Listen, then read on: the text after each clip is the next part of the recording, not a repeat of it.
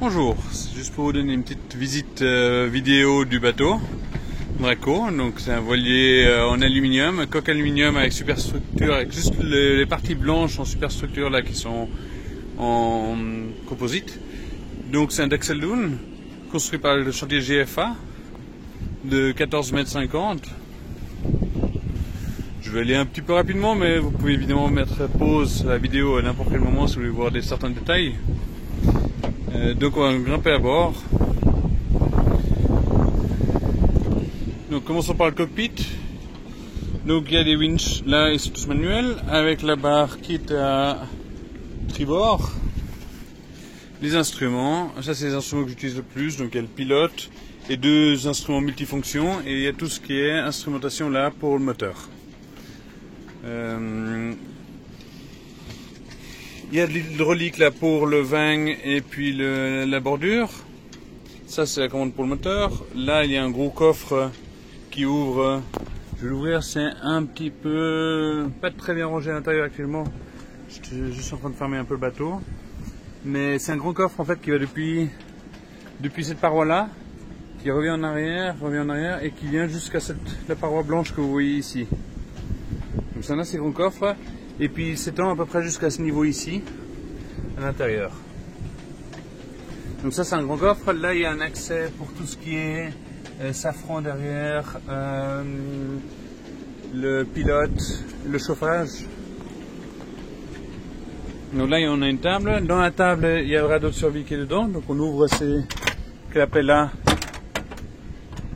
Voilà, et ça permet d'avoir accès à la survie. Je vais refermer ça.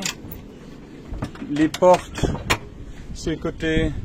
Donc ça, la table elle s'ouvre. Donc ce qui donne un bon accès là pour 6 personnes autour de la table en tout cas. Ici à derrière on a un coffre qui s'ouvre avec les deux supports là pour le Zodiac. Donc on peut suspendre le Zodiac là-dedans et après ouvrir ça fait une plateforme de bain où dedans il y a les bouteilles de gaz. Donc il y a deux petites bouteilles de gaz de chaque côté. Ici on voit à l'arrière, donc on revient à l'intérieur du cockpit, on voit l'éolienne qui est en train de tourner actuellement. Ça se voit pas très bien sur la vidéo à cause du nombre d'images par seconde, mais elle tourne bien et ça souffle un peu aujourd'hui.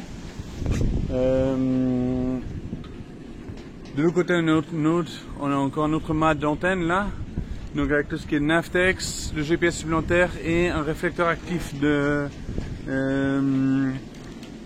radar. Là il y a le moteur hors bord, un 8 chevaux 2 temps. Tout le gréement dormant là a été remplacé il y a 3 ans en arrière.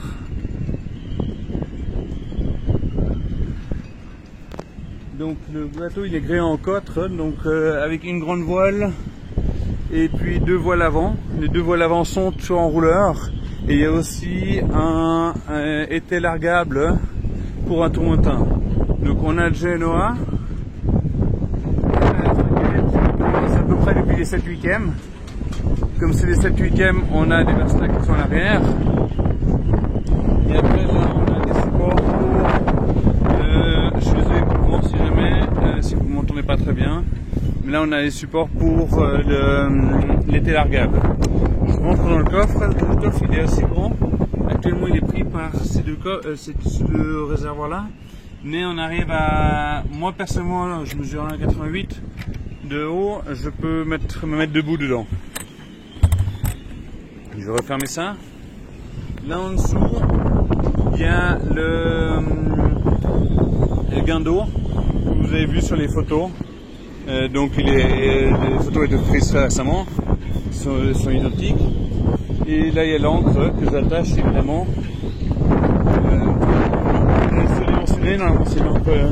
Le bateau il est fait pour une encre de 20 kg.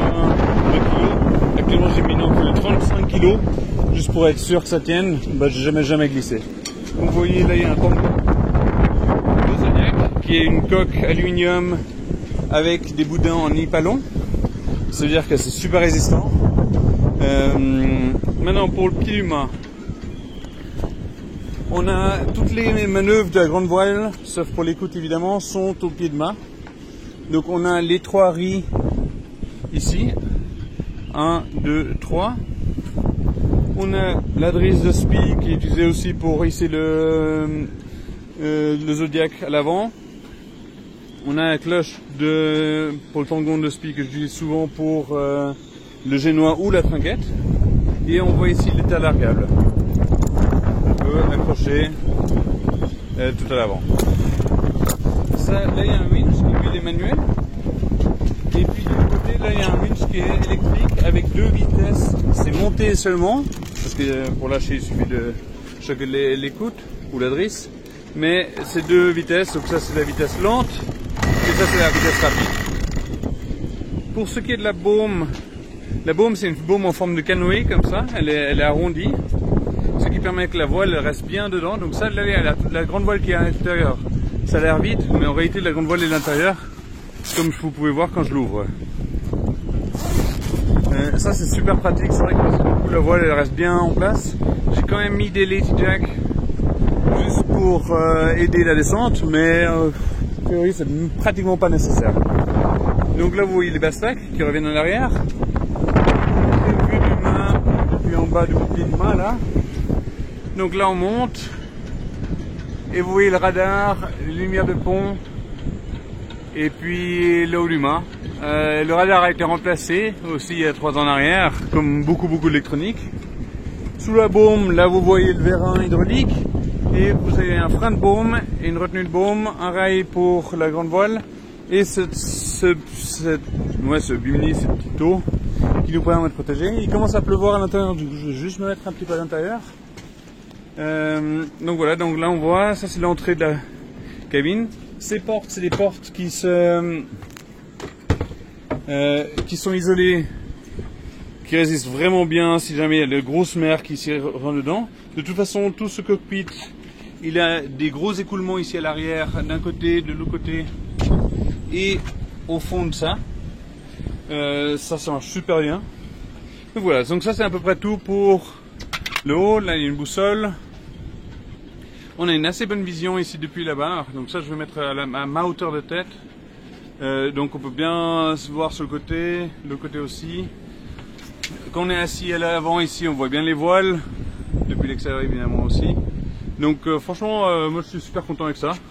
Et je suis certain que le prochain acheteur il sera très content. L'arrière vous voyez l'antenne Starlink. Donc ça c'est vrai que c'est pratique. C'est possible de mettre un support sur les rambardes. Moi j'avais décidé de faire simple, juste l'accrocher là en bas. Mais tout est possible. Bref, on va continuer. Ah oui, une dernière truc, la baume, il y a des petites lumières de baume là qui illuminent tout le cockpit là. Et c'est vrai que ça c'est assez agréable dans les climats chauds. Qu'est-ce qu'il y a d'autre? Je pense que j'ai à peu près tout couvert là. Donc on va aller à l'intérieur dans la prochaine vidéo.